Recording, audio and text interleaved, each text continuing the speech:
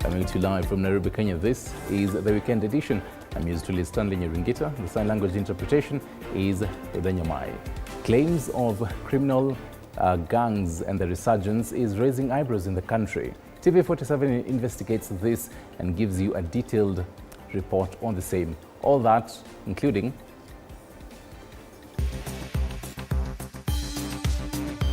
tonight.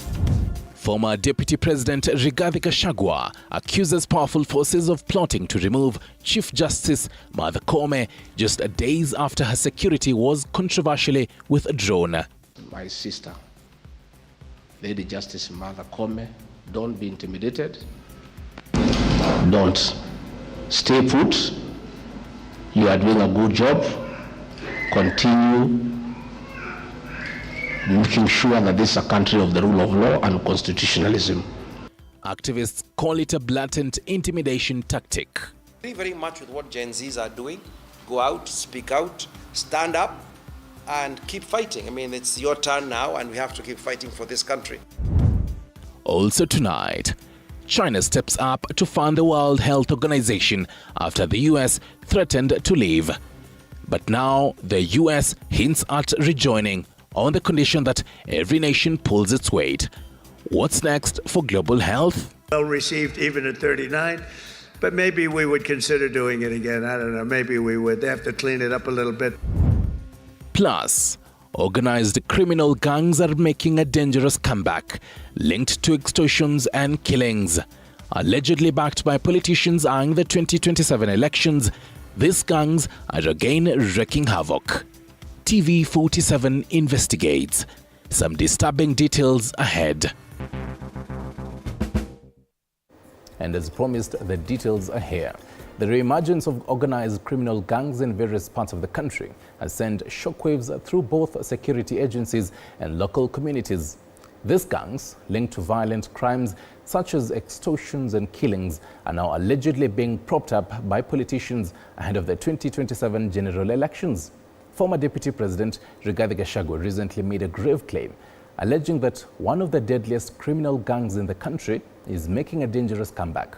However, his political opponents have quickly dismissed these allegations as baseless. Tonight, on this special report, TV47 investigates why these claims are raising alarm bells in regions once plagued by such gangs operating with impunity. But be warned, some of the testimonies you will hear are disturbing. World all over, many governments have struggled to contain illegal and outlawed groups. Across Africa, such groups have caused pain in Nigeria, Niger, South Africa, Sudan, Ethiopia, and far away in Haiti, where the Kenyan government has sent its police officers to contain the Jimmy barbecue-led gang. Members of the public in this country, they are very good. They interact with us each and every day, and they give us information concerning the movements of each and every gang around.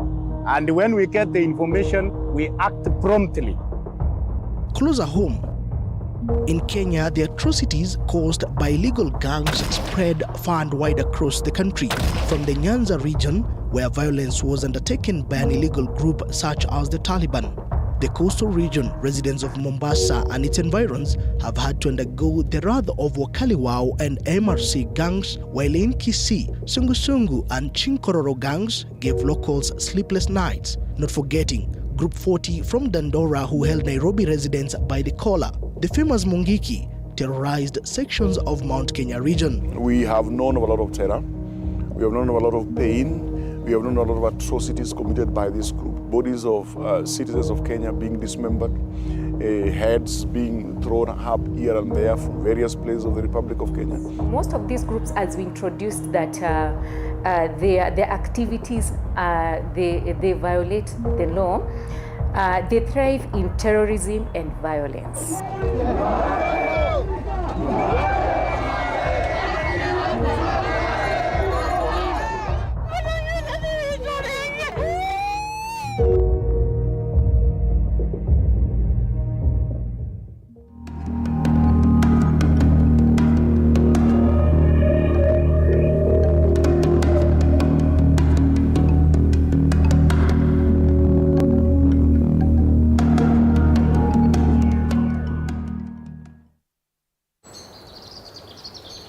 In Kenya's central region, the majestic Mount Kenya stands. Rivers fed by the glaciers of the mountain snake through the land, providing life and sustenance to the land and its inhabitants.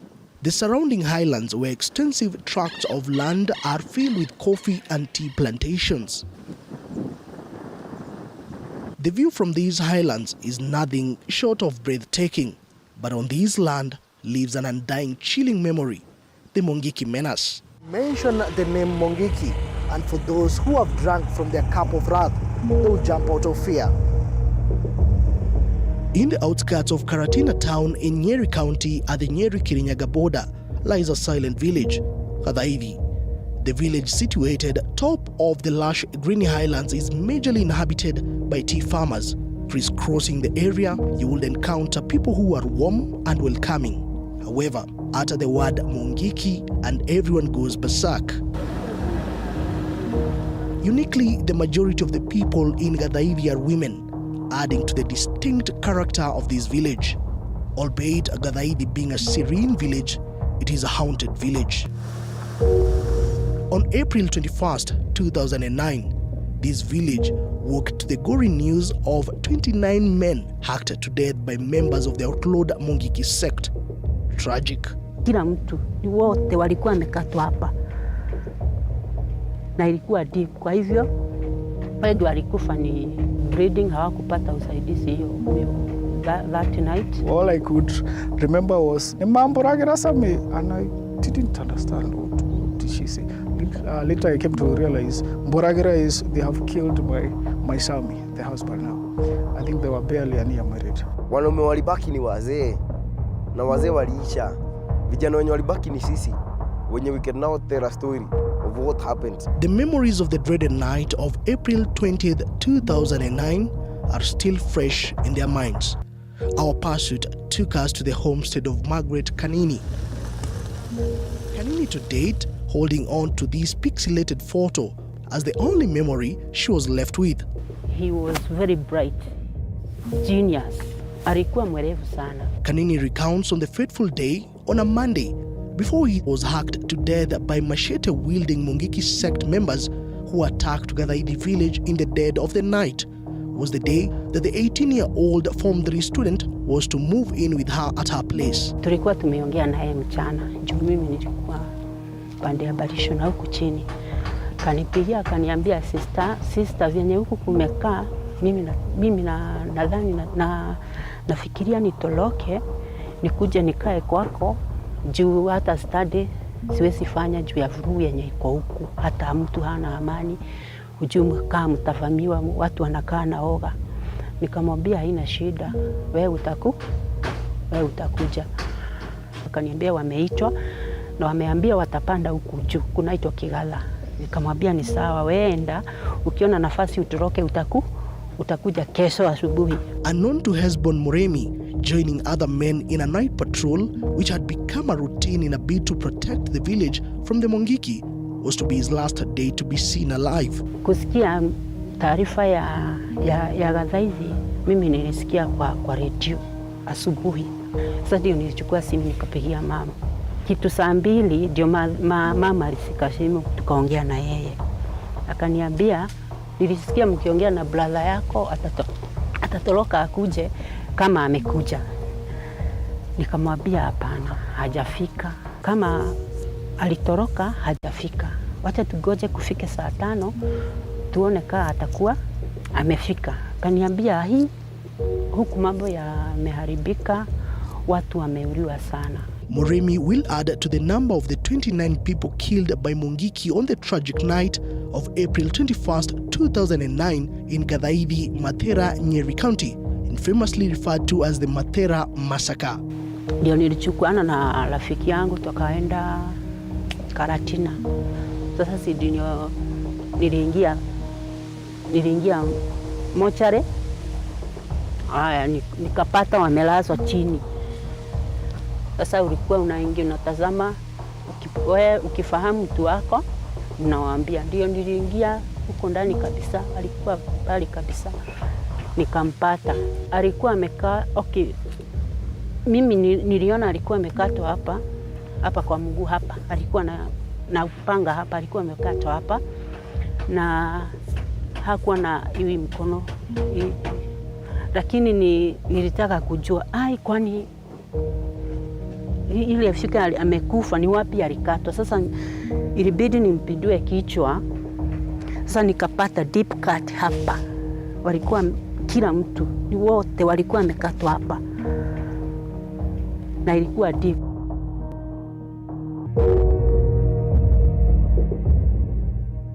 Yards away from Kanini's homestead, Philip Waweru is among the few men who can be spotted in this village. Together with Robinson Wambete, they are among the lucky ones who have lived to share the chilling ordeals of that night where almost all male persons were hacked to death. Waweru and Wambete lost their fathers on that night. Hapo saa 7, saa 8 usiku. We had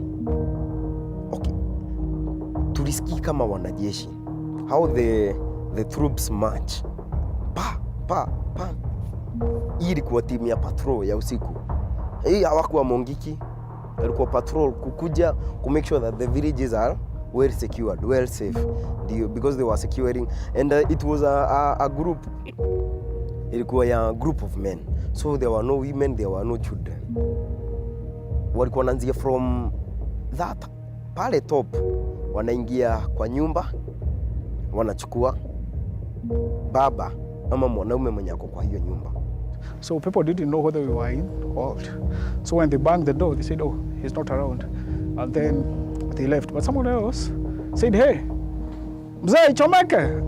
That shook me because I wondered, who is this one to burn us inside our house? And then Dad kind of woke up. He had this Swahili accent. He had lived in Mombasa for long, so what he answered was, "Goja naja." Then he left. I think that is the very last I ever heard of Dad. And the people left with him. Unknown to the families where their heads of family had gone in the dead of the night, at dawn of Tuesday, cries, wails rented the once calm, silent village. The angel of death had descended on Gadaidi village. Kwa barabara kuna zile trenches zenye upeleka maji ya mvua.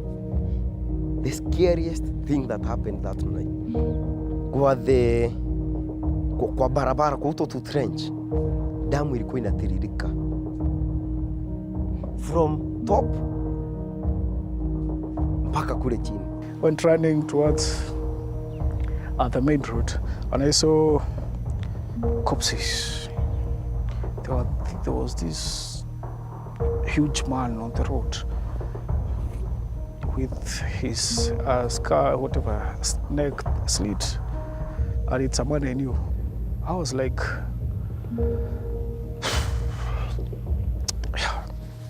where? There were so many of us, and they were so chilling, because it was my first time to see a corpse. Then there are so many, and there were people I knew, and I think my brain just went away. They were dangerously cut, because many head cuts around here or here. Then there was, I was so chilling, my goodness. Wakati nilikuwa na Frederick Kenywa attributes the killings in Gadaidi to a retaliation move by the Mungiki after a vigilante group in the Kagumo area of neighboring county Kirinyaga decided to put an end to the doings of the sect. Nyumba unakuta imesalaundiwa na watu kama 25 ama 40.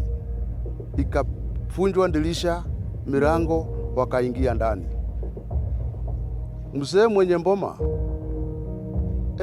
akanjionea maajabu. Bibi ameangushwa na mama vijana, anafanywa raping, kama kuna wasishana huko raping, na kutokana hapo yule mzee akaambiwa, kwa sababu ya hiyo kazi mzuri tumefanya kwa mboma yako, utashota sisi. My friend. Sasa hawa hiyo group kukusanyika na ingine iliona ifanywe maajabu ya aina ile. Ikasemekana hapana. Lazima tuwe na kitu naitwa clandestine movement ya kuondoa watu. The vigilante group, locally referred to as Keda Keda, which can be loosely translated as a group comprising of 9 individuals, was tasked to get rid of anyone suspected to be a member of the outlawed sect. People are actually undergoing very difficult moments because we used to have scenarios whereby wives, for example, my wife is raped in my presence by young boys. Old men were being accused of, in quote, disrespecting small boys who used to be in that sect by the name Mungiki, that they are lacking respect for them. If you succeed in your business, they used to charge a certain levy from our people. For example, if you are milk vendor, you pay a certain levy. You have a business, you pay a certain levy. We even have scenarios whereby we lost some of our people, some of our loved ones. Then a dreaded group, Mungiki stopped at nothing and spared no one while undertaking their criminal activities. 60-year-old Samuel Ngushu, a resident of Karatina village in Kagumo, together with his family, have been on the search for their mother, who at the time of the disappearance was 97-year-old. Alikuwa ameenda kwake pande ya Kagumo na hakuwa anaenda kulala huko kuwasalimia halafu kurundi, lakini siku hiyo hakurudi. Ndivyo nasema after 3 days ndivyo nianza kujiuliza kwani mama alienda wapi. It is feared the old woman had fallen prey to the blood-baying Mungiki sect members. Hiyo nyumba ya Mjareti pale Kagumo ilikuwa imechokorwa, na sasa na ile walikuwa naita vigilant ilikuwa imechokorwa. My wife akaja akaniambia pale Kagumo tuliona shuka kama ya mam. Akisema waliona shuka kama ile ilikuwa ya mam, ndivyo akili zilianza kurudi nyuma. Inawezekana. Ndivyo tukasikia ati kuna kofia ya mzee mwingine ilipatikana wapi? Ilipatikana huko. Tangu siku hiyo hatujaona. It is from these accounts that to date the name Mungiki, if mentioned, sends a shockwave of fear among many. Mentioning Mungiki ni purely kifo. It's purely kifo. Kuwana with no specific reason. Mungiki to me it's dead. Nitaweza chimbua shimo nijifiche. Anytime I hear Mungiki would return, all I feel is I should leave the country. Hata nikisikia kuna mtu wa Mungiki ameonekana mahali, mimi hujaa na woga. Tunajua vile walifanya, vile wanaweza fanya. Juu hao ni watu walikuwa wamejipanga sawa sawa.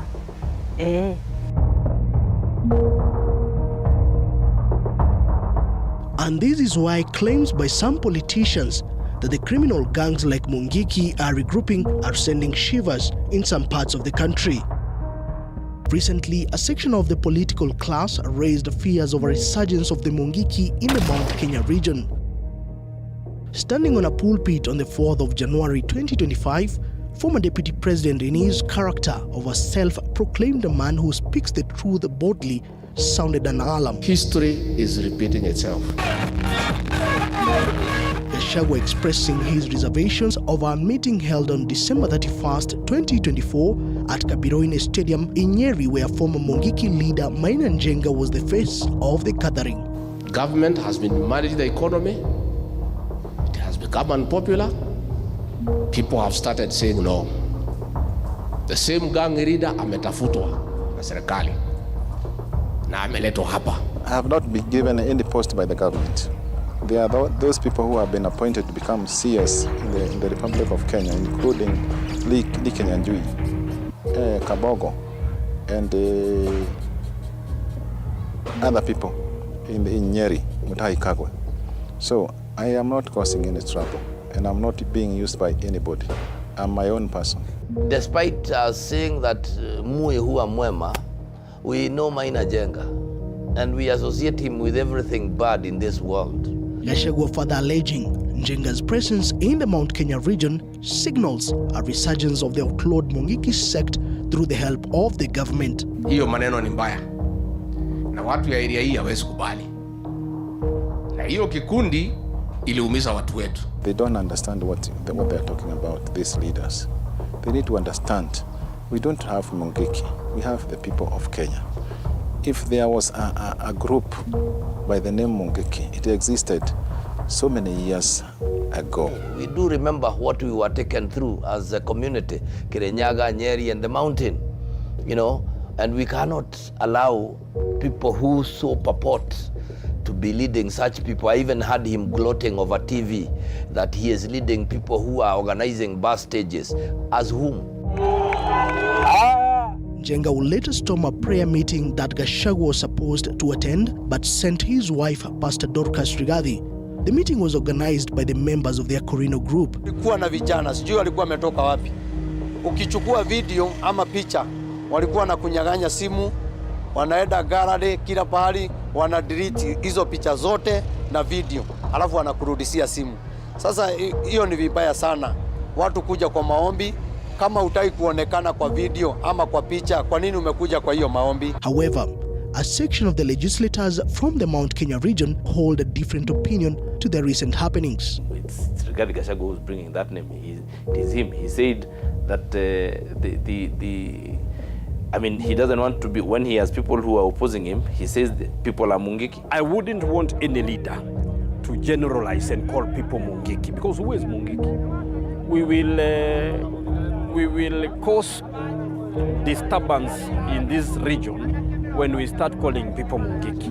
It is a politically irresponsible, lack of political hygiene, and it is also being the dishonest of the highest order when we find somebody trying to parade these young people as Mungiki so that he suits his own political gains. Despite the political bickering between the two factions divided by loyalty, the leaders are reading from the same script on one thing: the cup of wrath of the Mungiki. Those memories are still raw in us. They are painful. Where you wake up one morning, you are burying 8 members of one family for no reason. There are so many scars, and our people are still healing from the events of that year of the Vigilante and the Mungiki. Emotions are very fresh, the wounds are very fresh, so we would want to avoid that discussion. Gatundu South had its fair share of terrorism by young men. And for me, whether you call yourself Mungiki, Chinkororo, or you call yourselves, even if you come by a church and you call yourself members of a particular church, whatever it is, crime is crime. The Central Region Security Apparatus says it is monitoring the situation following this recent development. This one should be taken in by all and sundry, that as a regional security team, as a county security team, we shall not entertain any misbehaviors by a group of young people or any group that will form up thinking that they have all the rights to interfere with people's lives. That one we shall not rest. The former Mungiki leader, however, states he is determined to lead what he calls a peace caravan within Mount Kenya region, insisting he is a man of his own despite protest linking him to the fears of the regrouping of the outlawed group. What they are talking about, they don't know. They don't even know Mungiki. They don't know what kind of a person they are talking about. If they are told to explain, can they explain? They don't know. So, what they are talking about Mungiki is imaginary. Kenya previously has witnessed a spate of social injustices and criminalities orchestrated by legal criminal gangs and groupings. In 2009, 2010, 2016, government banned a total of 116 organized gangs, majority linked to political activities, in response to brutal murders, extortion attributed to them. According to the National Crime Research Center, has established statistically that these groups have exponentially grown. You can imagine the growth of 128% per year since 2010. When they come into formation, when they come into executing their plans, we see there is disturbance of peace, there is fear, amongst the common people. There's suspicion among the citizen and the political class, the leadership class. And that creates a very clear divide between everybody in the country. We start viewing each other differently. According to a study report on organized gangs in Kenya 2012 by the National Crime Research Center, organized criminal gangs have a strong influence on the country's political system. Politicians support the gangs in various ways in return for intimidation of opponents, protection, campaigns, and votes. These sects will come up for a particular reason, and the reason would be a particular political class of persons want to drive a certain agenda, and they want the citizen of a particular region of the country to go that direction. Information on every group, there is a goal to be achieved. Government has been urged with the fear of the resurgence of Mungiki. This is a prompt for action by security apparatus where, like before, illegal groupings are not only a societal matter, but also a threat to national security. The government is charged with the responsibility of maintaining peace and order within the Republic or within our boundaries. Then it must be the government, through the Interior Ministry, going after these persons who are planning themselves along this direction to disturb our peace and placing these kind of persons behind bars. Our politicians don't need to hire goons or young people to protect them. We have adequate number of police officers. So long as they notify us about their meetings, I want to assure all of them that we'll always provide security coverage to all of them, and we'll make sure that law and order prevails. The country has had its own fair share of the pain inflicted by outlawed groups. And as the country gears towards the 2027 general elections, the government has been challenged to ensure the security and safety of every Kenyan. Mungiki William, TV47.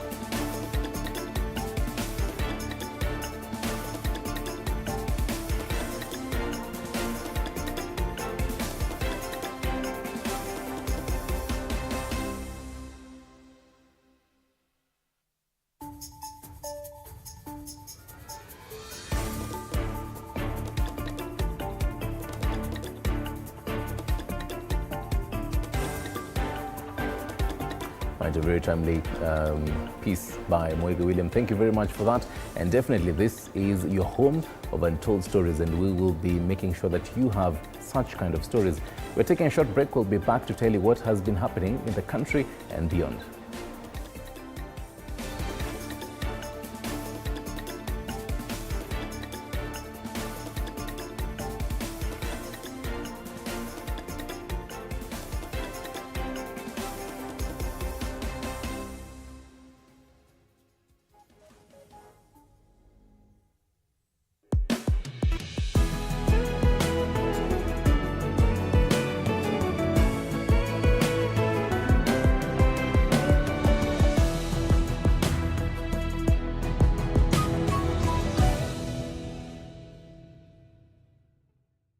Are you ready to elevate your business game? As long as you're earning something, there's always that opportunity to save. And you start with where you are. Kama wewe ni mfanyabiashara, huwezi kaa bure, unajipanga taratibu vile inavyofaa. Join us each week as we dive into the stories of the world's most driven entrepreneurs.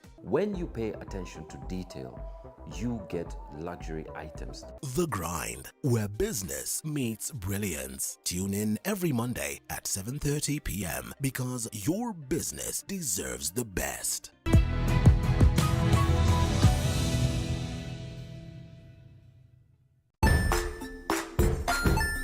Hey there, friends. Welcome to Kids on the Block, where fun and imagination come alive. We dive into magical world filled with exciting adventures and awesome friends. What position were you in? I was number 2. What position were you? Number 1.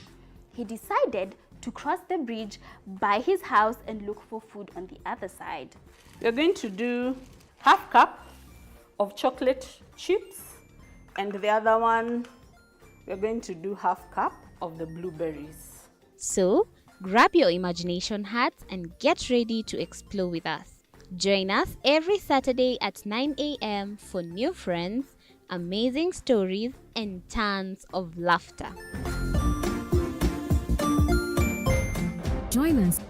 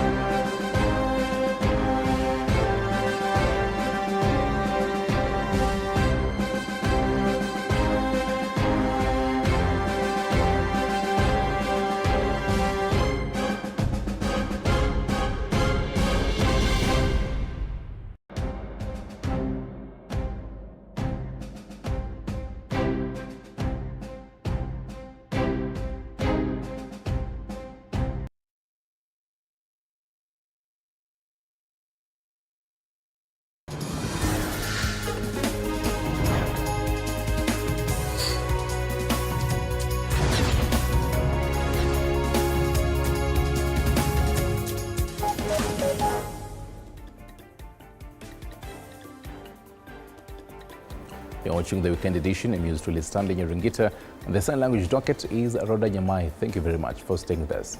Now, Kenya's growing partnership with the United States is set to soar, with President William Ruto highlighting promising new avenues for collaboration under President Donald Trump's administration. Speaking at a church service today, Ruto emphasized the alignment of U.S. policies with Kenya's core values and his optimism for future ties. George Maringa tells us more. Kenya's ties with the United States are set to grow stronger under the Trump administration, according to President William Ruto. Speaking during the Global Cathedral Sunday service in Nairobi, Ruto expressed confidence in the future of this vital partnership. I say there is a special relationship between the United States and Kenya because we have a strong bond of relationship. Ruto praised a pivotal policy shift from the U.S., where President Trump signed an executive order recognizing only two biological sexes, male and female, reflecting Kenya's cultural and religious values. We have gotten to understand that the policy direction of the United States supports what we believe in. That boys must remain boys, and men must remain men, and women must remain women, and girls must remain girls. We thank God that this year, the very first news from the United States in the new administration is to confirm what the Bible says, what our faith believes in. Ruto also lauded U.S. backing for Kenya's leadership in international peace efforts, particularly in Haiti, where Kenya plays a crucial role in restoring stability. And I'm very proud that even President Trump, with the new administration, supports Kenya's mission in Haiti to help the men, women, children of that nation to experience peace and stability, and so that they too can do what other nations do.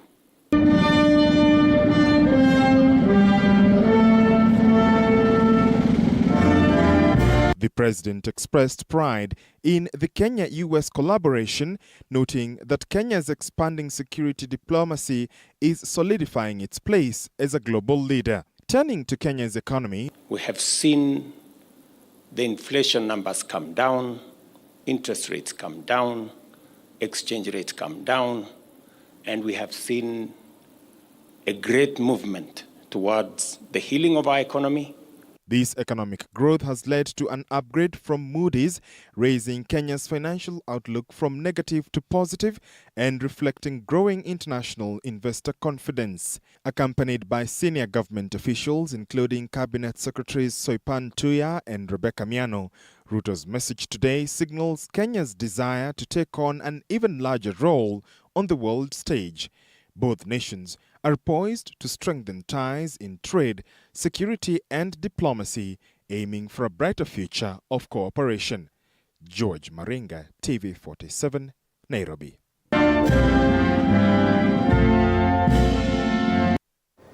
Meanwhile, former Deputy President Rigathi Gachagua has strongly condemned the alleged plot to remove Chief Justice Martha Koome from office, claiming the state is targeting her for her stance against impunity. Speaking at a church service in PCEA Imenti North, Meru County, Gachagua urged Koome to remain resolute in the face of pressure. Chichi Josephine tells us more.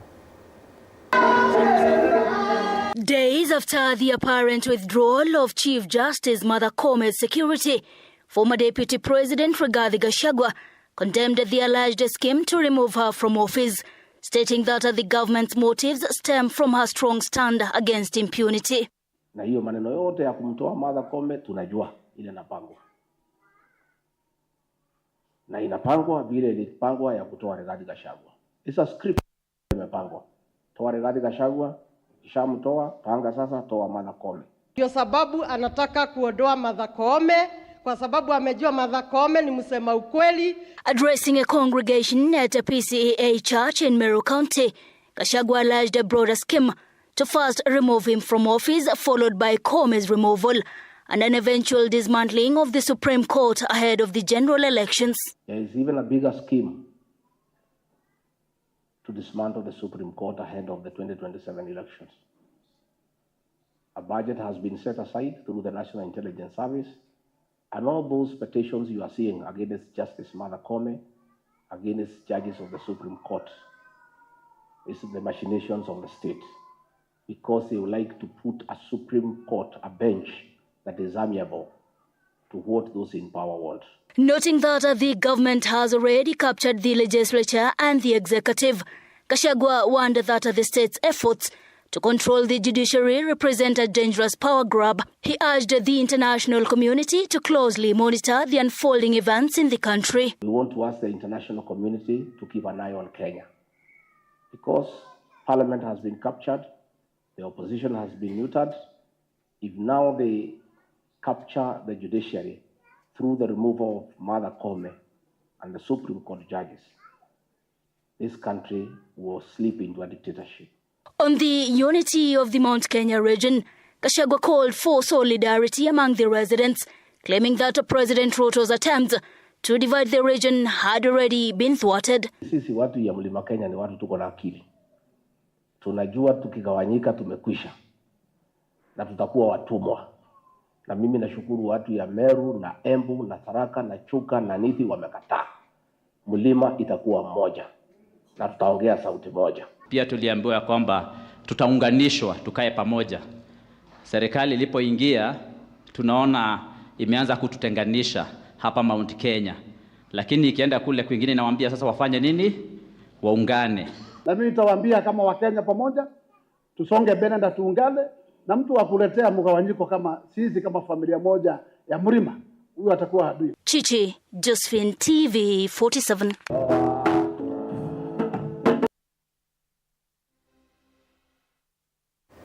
Meanwhile, in a sharp rebuke to the police service, former Chief Justice Willy Mutunga and renowned human rights activist Maina Kiai have condemned the increasing role of law enforcement in facilitating abductions across the country. Speaking to journalists in Mombasa, the Muhuri offices in Nyali constituency, Mutunga accused the Inspector General of Police of distancing himself from the issue, raising serious concerns about whether proper investigations will ever take place. At the same event, Maina Kiai urged the younger generation, especially Gen Z, to rise above intimidation, stand firm in their beliefs and be a voice for change in the country. Don't know whether the police are investigating abductions because the IGP says, invariably says, it's not us, okay? And we know Kenya has a history of illegal militia. Militias, what are called goons and criminals, people who actually work hand in glove, you know, with the police. Seeing constantly happening is a state that is determined to bring back the culture of silence and fear. For those of us who are older and we remember the 80s and the 90s, where during the days of Daniel Arap Moi, there was a real serious push to make us fear. We would whisper, we would never speak loudly, we would whisper about what's going on because we are nervous. And so he managed to give us that culture. And we have said we don't want to go back. We have a new constitution. We will not allow this man in the office called William Arap Ruto to try and do the same thing. It's going to be resisted. So we agree very much with what Gen Zs are doing. Go out, speak out, stand up, and keep fighting. I mean, it's your turn now, and we have to keep fighting for this country.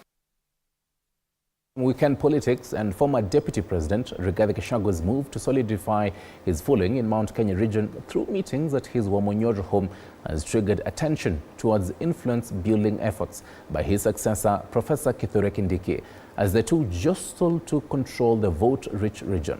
Pundits remain split on who among the two holds sway in the region. Our political reporter Mike Kagongo with the details.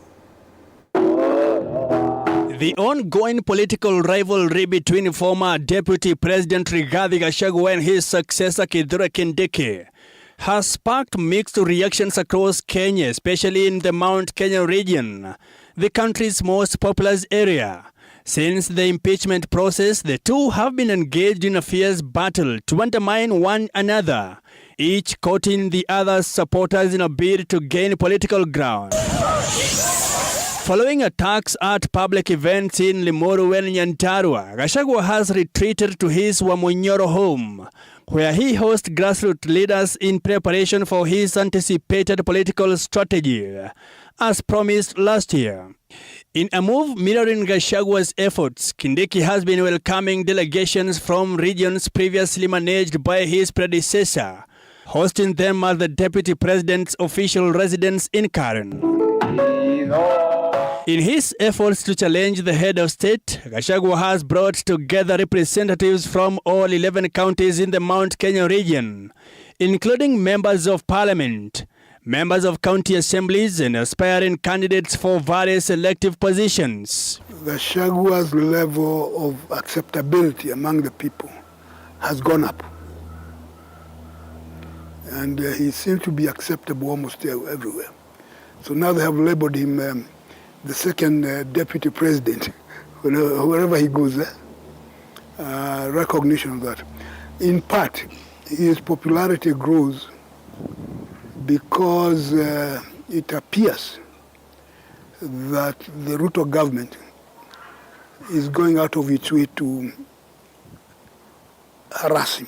Political analyst Macharia Munene believes this approach has allowed Gachagua to consolidate his influence in the region, a position he commands politically over Kindiki. When people see what's going on, a lot of sympathy goes to Gachagua, because he's come now to symbolize the suffering of the people, the poverty creation effort, which is deliberate. And now with some MPs saying isolate them, that's bringing back what? Memories of the Mau Mau War. So increasingly Gachagua is becoming accepted because he's a symbol of something. Meanwhile, Kindiki continues to work tirelessly from his current residence, seeking to undo Gachagua's progress by navigating the complex political minefields his rival has strategically laid.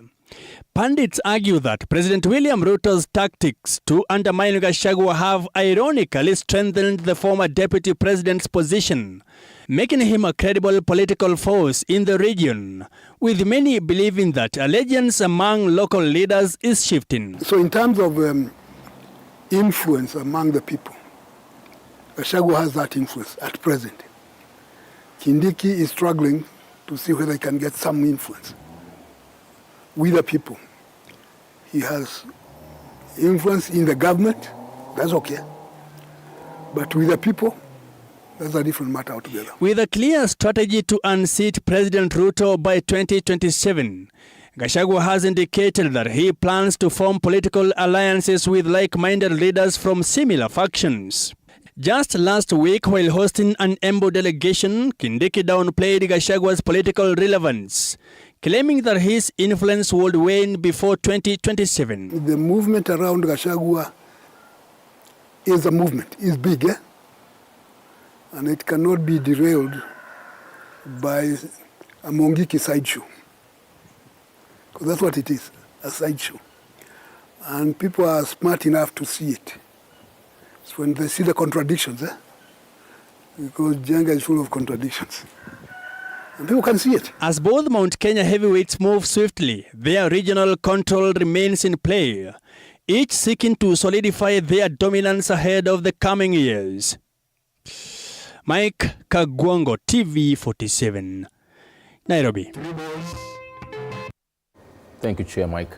Now to some health matters. Following the executive order signed by US President Donald Trump, which led to the withdrawal from the World Health Organization, concerns have risen about a significant funding gap. In response, China has pledged to support the WHO. Meanwhile, the new US president has hinted at the possibility of rejoining the WHO, but under stricter terms, including a reduced financial contribution and the condition that other nations contribute fairly. Sheila Chelengat tells us more.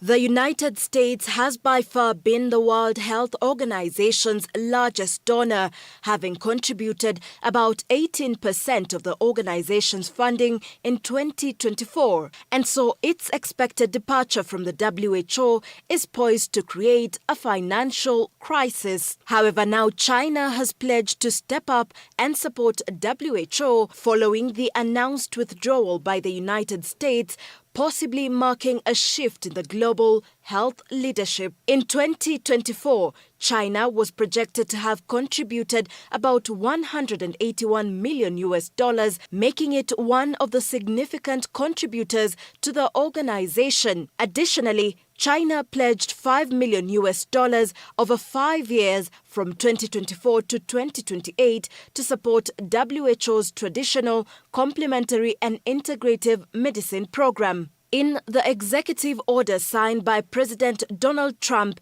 while announcing the withdrawal from WHO, the incoming USA government cited that the World Health Organization had continuously demanded unfairly onerous payment from the United States. Where we paid $500 million a year and China paid $39 million a year despite a much larger population.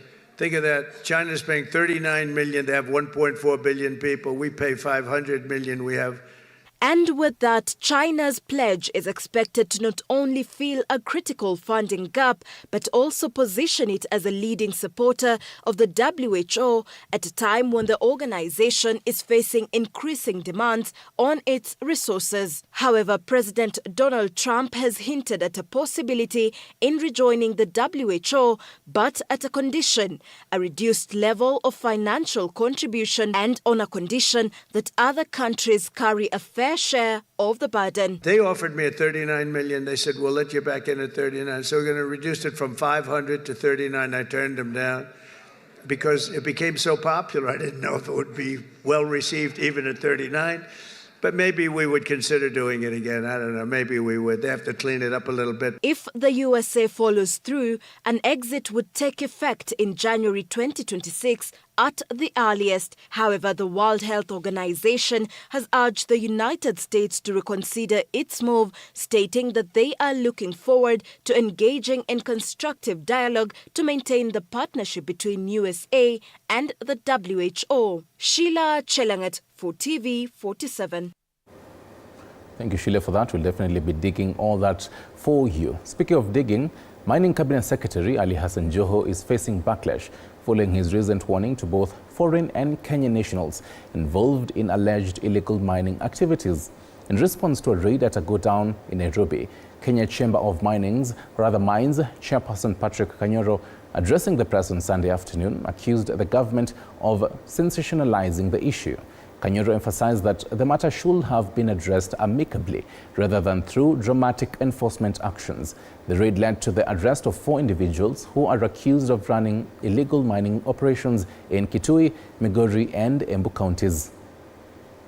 It is then unfortunate that the same government can come and purport to raid our storage facilities and talk about those minerals as illegal. They are not illegal. It is also most unfortunate that the DCI office, which had summoned us, and we literally went to the ministry offices on Thursday, avoided to engage us so that then they could do that raid, just to, be seen to be doing something.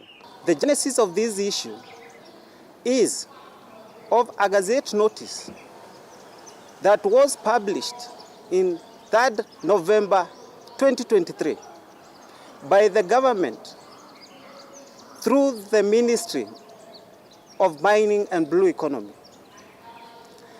And this Gazette notice was in violation of Article 10, Article 129, and Article 232 of the Constitution of Kenya 2010.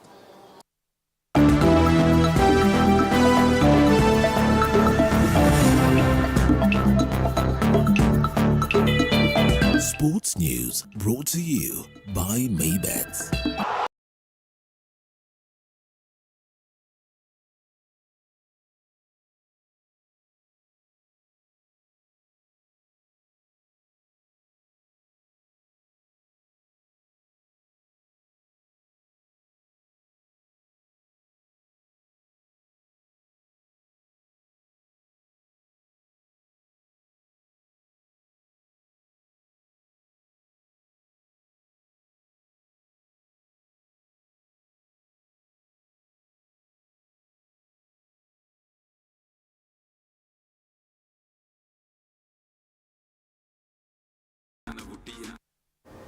Right, time for sports, and Nairobi's Peponi House School clinched the girls under-12 title in the 26th edition of the annual Hog Charge title held today at Peponi School in Kiambu County.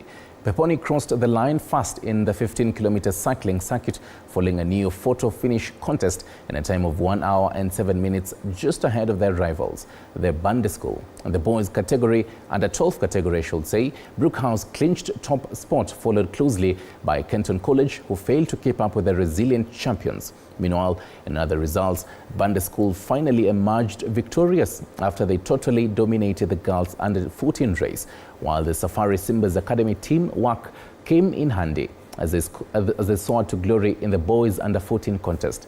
The competition, which is sponsored by milk processor Brookside Dairy, is Kenya's premier national mountain bike contest, which is held annually in a bid to support conservation efforts in Mount Kenya, with a total of over 7 million Kenyan shillings raised in today's thrilling showpiece.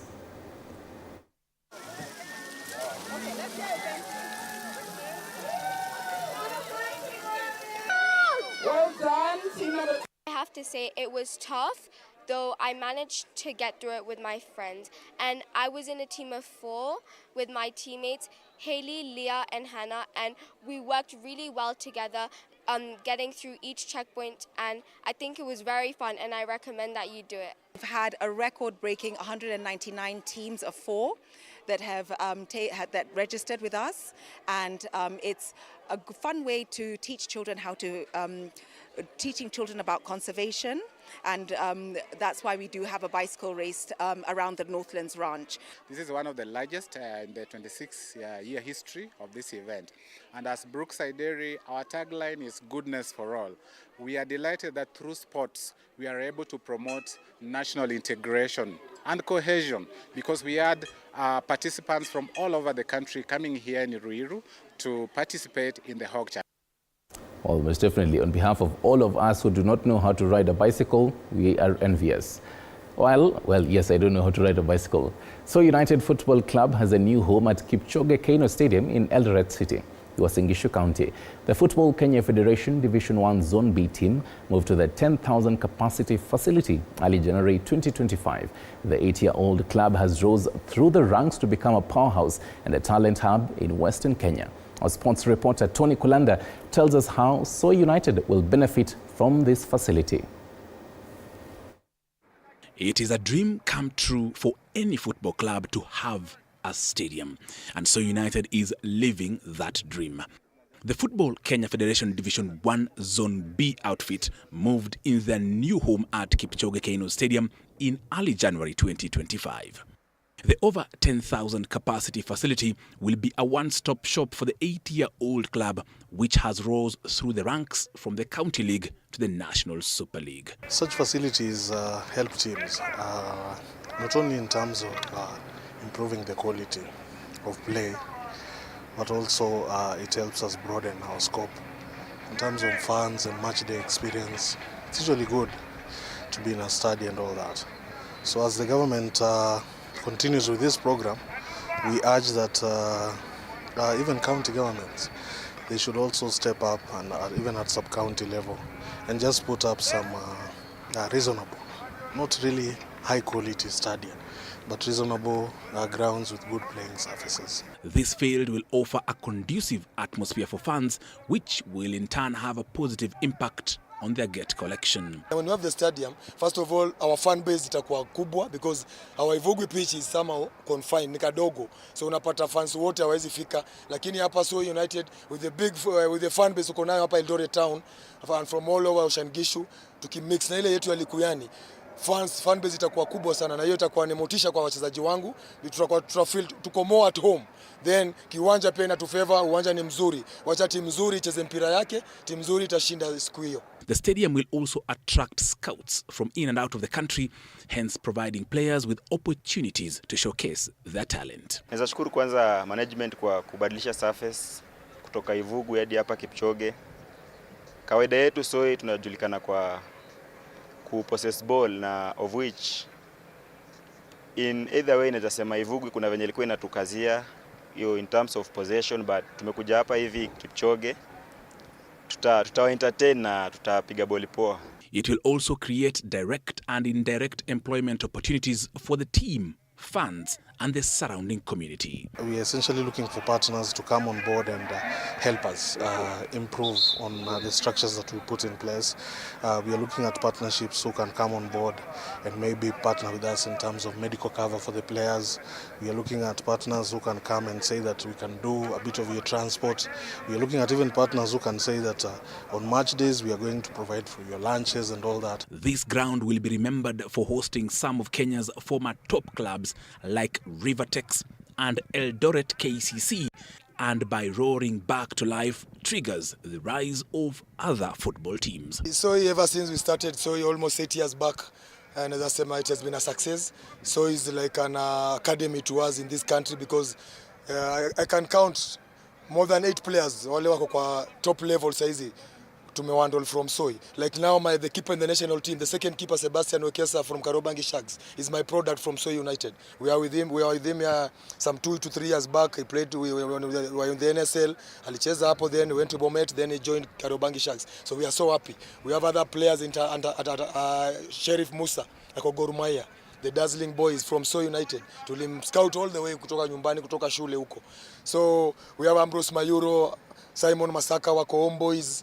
I have Juma in Naivas, Abiola is in Talanta, Dukus was in KCB, but it is no longer there, but he was there last season. The acquisition of this pitch is a box ticked in the pursuit of promotion to the top flight league by the year 2027. United to me ni home. Yeah, cause mimi boli yangu naweza sema nimeanza kucheza hapa, so ndio wamenitoa chini na wamenisaidia sana kama mchezaji, na pia wamesaidia wachezaji wengi sana. Hii timu iko na history, imetoa wachezaji wengi sana wako top flight. Yeah, na nashukuru tu kutoka kwa bosi, makoches wote wenye tumepitia, wametumenta sana, na tunahope pia tu hii season pia hivyo tuendelea kupromote watu kwa hizo big leagues. The stadium is currently undergoing renovations ahead of the 2027 Africa Cup of Nations, which will be co-hosted by Kenya, Uganda and Tanzania. We are going to have a world-class facility around this place, and it will help grow soccer in this region, because most teams can now use this as their home ground. For us as So United, we had planned to come to the city some time back, and it's a coincidence that when we really want to take off is when the study is being worked on. But all the same, it's a positive step. We support it, and we will be looking at an alternative. As they start to, or the work commences on this pitch, we look at an alternative within this town where we can create that soccer extravaganza. It will be remembered for hosting the 2016 Rio Olympics athletics trials. Nashukuru kwa timu imechaguliwa ku lead ball yetu ya Kenya. Hiyo fresh start, tunaweza omba tu waendelee kupromote azin wachezaji, waendelee kuangalia pia welfare ya wachezaji wasidhulumiwe, na pia wa make sure hizi ligi from uko chini at least zinapata hao sponsors wanawasaidia kwa njia moja ama nyingine. We are again excited at this time because there's a new FKF in office, there's a new office, and we hope that we'll be able to reap from the change itself. They'll be able to give us better ideas, they'll be able to put in place better structures, they'll be able to help these young teams come up right from the grassroots. The reigning Karamoja Super Cup champions were upgraded from their first love, situated at Ivugwi Primary School, Likuyani constituency, Kakamega County. Tulimaliza last season vizuri. From the league side mpaka kwa tournament zile tulicheza, we were on a higher note, and so we are going to meet Hillside. We played Hillside kwa playoffs before we were elevated to the Division 1. It's a good side, but I believe my players na ile run tulimaliza nayo, the spirit which was in the team, I can still see it kwa sessions zile tumetrain wiki yote. The match day experience, the fans experience is what really drove us to come here. So it's been a 2-year journey to get to this city, and we are looking forward. Even long after this study is completed, we'll hope that So United will create some memories on this pitch. This stadium is a new chapter in the journey of this community club, which continues to produce top players for the FKF League and the national teams. Tony Kwalanda, TV47 Sport.